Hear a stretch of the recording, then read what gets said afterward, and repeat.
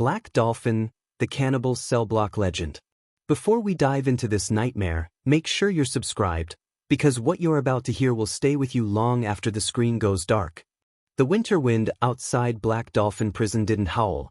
It screamed, slamming against the razor-wired fences as if trying to warn anyone approaching to turn back. But Major Alexei Morozov didn't have that luxury. He stood over a motionless figure lying face down in the snow just meters from the inner gate. An inmate had gone missing during morning count, something that was supposed to be impossible in one of the world's most fortified prisons, and now a body had been found where no inmate should ever be. But the corpse wasn't the missing prisoner. The man on the ground wore the uniform of a senior guard. His hands were folded under him. His face was pale from the cold. No obvious wounds, no signs of a struggle. Just dead, like someone had quietly switched him off. Morozov felt the cold bite through his uniform as he crouched beside the body. The guard's ID tag caught the faint morning light. Captain Vadim Koslov. A veteran officer.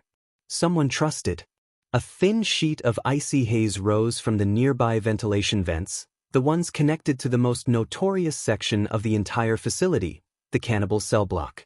Black Dolphin was infamous, but that wing was its darkest legend. A place reserved for inmates whose crimes were so extreme, so disturbing, that even other prisoners avoided speaking their names. Many had been interviewed by documentary crews over the years, their flat expressions and detached answers confirming why this section was locked down to near-mythical levels. And now, one of the guards who oversaw it was dead. The warden arrived moments later, the crunch of his boots sharp in the quiet. "Is it true?" he asked, his breath forming clouds. "Koslov was found outside the gate?" Morozov nodded. "And the missing inmate?" "Still unaccounted for," the warden said. They exchanged a look, the kind that didn't need words. No inmate from the Cannibal Cellblock should ever have the opportunity to disappear. The failure wasn't just alarming. It was impossible. Morozov gestured to the body. "There's something else. Look." He pointed at the snow near Koslov's boots. Drag marks. One set. Long, erratic. Like the guard had been moved.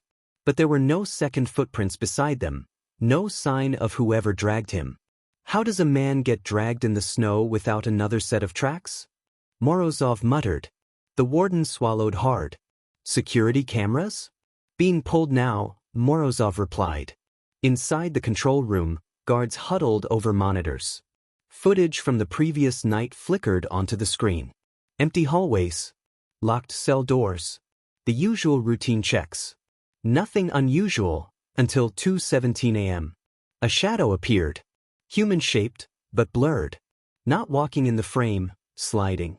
As if the figure wasn't moving through the hallway but passing across the lens.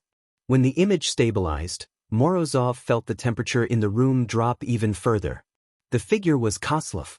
Eyes open but unfocused. Moving stiffly. Head tilted unnaturally, as though he didn't fully control his own body. He walked down the hallway, straight toward the exit door of the Cannibal Cellblock. A door that required codes, keys, and biometric scans. But Koslov didn't hesitate. He simply pressed his hand against the panel. The door opened. No alarms. No alerts. As if the system recognized his touch, even if he wasn't fully conscious when he gave it. Morozov leaned closer. "Pause right there." The warden froze the frame. Behind Koslov, just barely visible, stood something in the dark. Not a person. Not fully. Just the hint of a shape. Shoulders hunched. Eyes glinting. The missing inmate. But that wasn't the part that made Morozov's jaw tighten. The inmate's wrists were still cuffed. And yet he wasn't the one being led. Koslov was. Morozov exhaled slowly. "We've had escapes. Fights. Attempts. But whatever happened here, this is different." He pointed at the screen. Someone, or something, was controlling Koslov. The room went silent. Then a guard burst in, pale and shaking. "Sir, we opened the captain's locker. You need to see what was inside." The warden frowned. "What did you find?"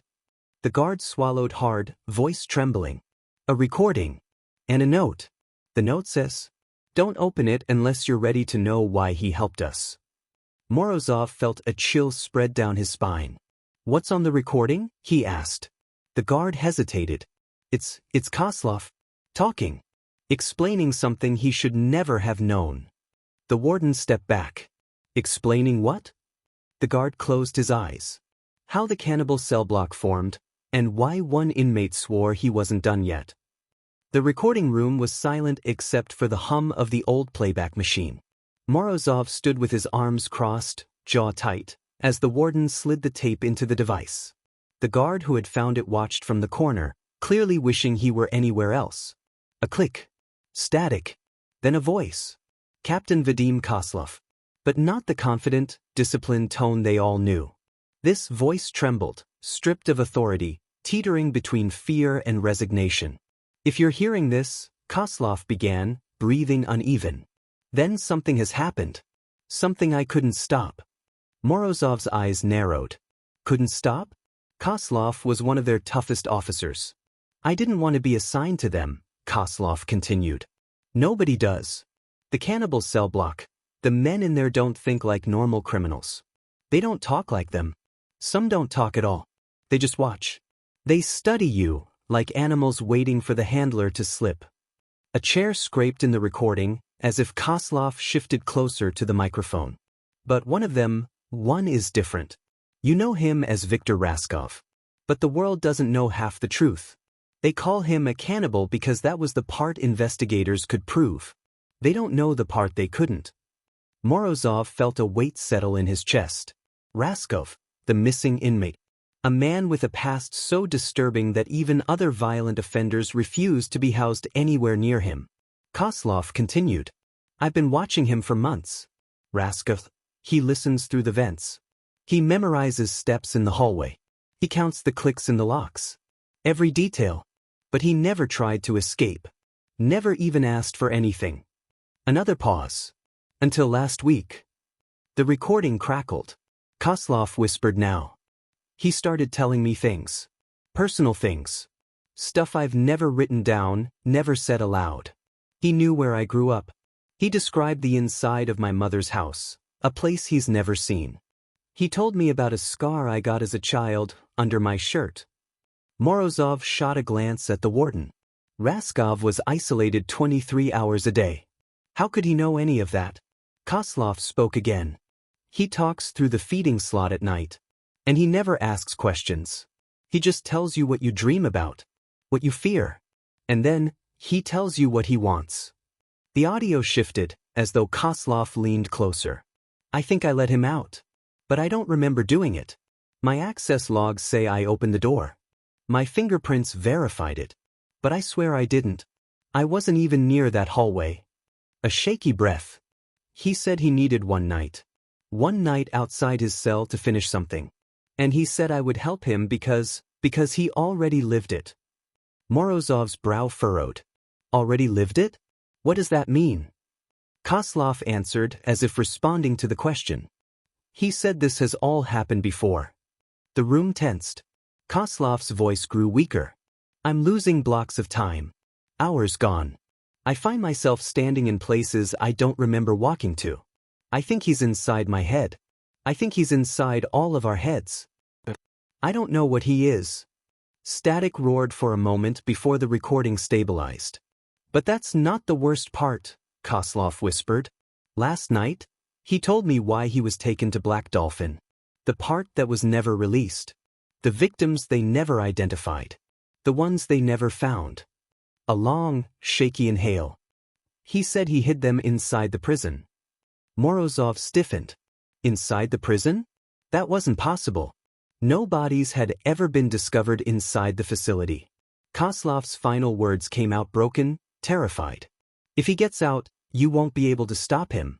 None of us will. Because he doesn't escape alone. He takes pieces of the people who help him. I think he's taken pieces of me already." A thud echoed on the recording, Koslov dropping something. Then 6 words that froze everyone in the room. "He said he needed one more." The tape ended. A heavy silence followed. Morozov exhaled slowly, resisting the urge to look at the shadows in the corners of the room. The warden finally spoke, voice strained. We need to lock down the entire prison. No movement.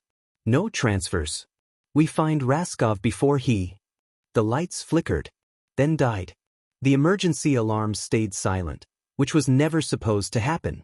A voice crackled through the dark over the intercom, low and calm. It wasn't a guard. It wasn't an officer. It was Viktor Raskov. Major Morozov, the voice said, almost polite. You shouldn't have played the tape. A metallic clank echoed through the building, dozens of cell doors unlocking at once. And somewhere deep inside Black Dolphin, something began to walk.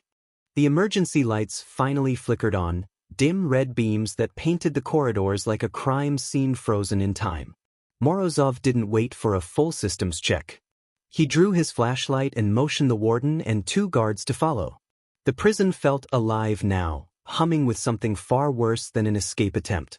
Every footstep echoed too loudly. Every shadow seemed to lean in, listening. Raskov's voice returned over the intercom, calm and methodical.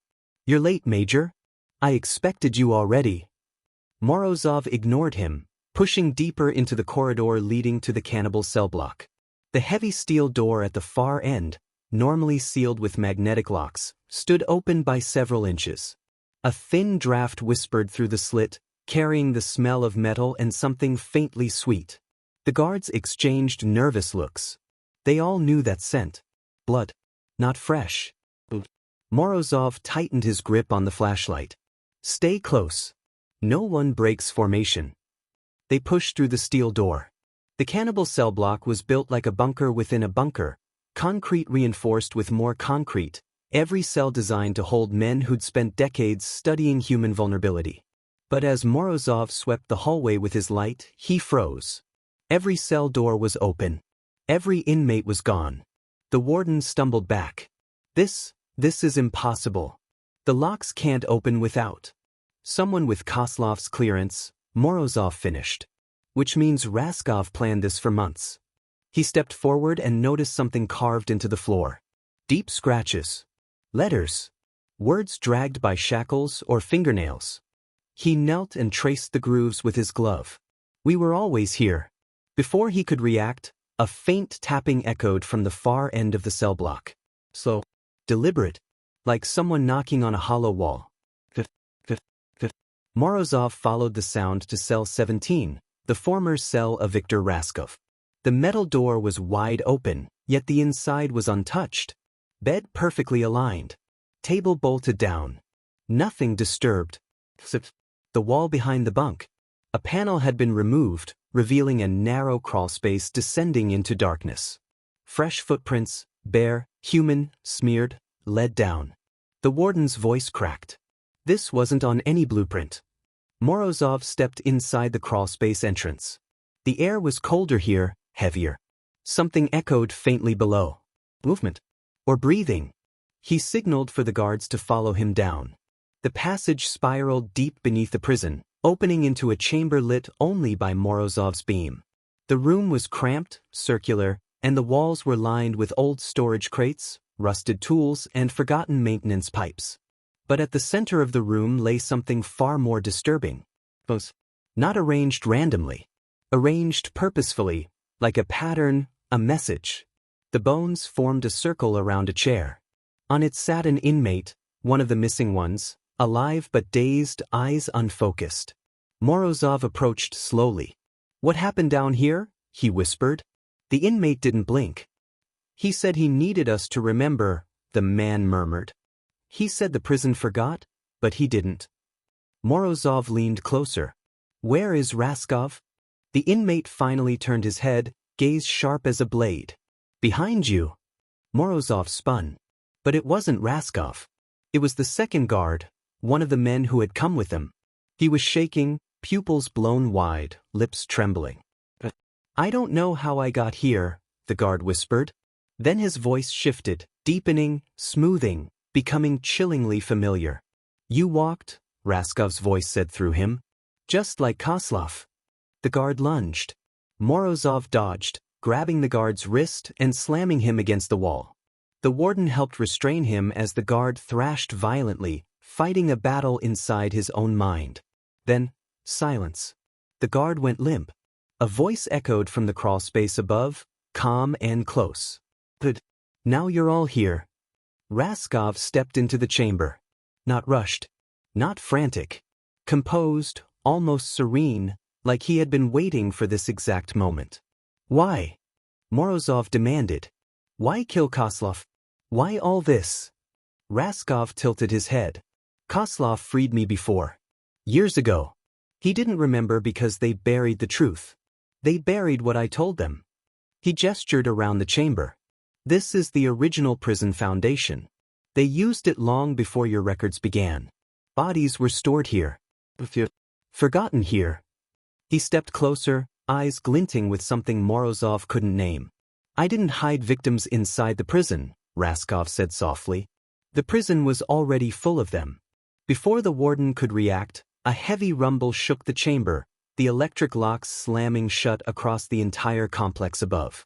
Raskov smiled. You were looking for an escape. He pointed upward. I've already taken it. Morozov realized too late, the guard who'd attacked them wasn't the only one Raskov had influenced. Other officers above. So, maybe more. The prison wasn't on lockdown because of them. It was on lockdown because Raskov had activated it, trapping everyone inside. Raskov stepped backward into the shadows of the crawlspace. His final words floated down like a whisper carried on ice. I'm not running, Major. I'm finishing what they started. A door slammed somewhere above. A scream followed. Morozov looked at the warden. We're not dealing with an escape, he said. We're dealing with a takeover. And somewhere above them, Black Dolphin Prison went completely silent. If this story shook you, the next one will hit even harder. Subscribe so you don't miss it.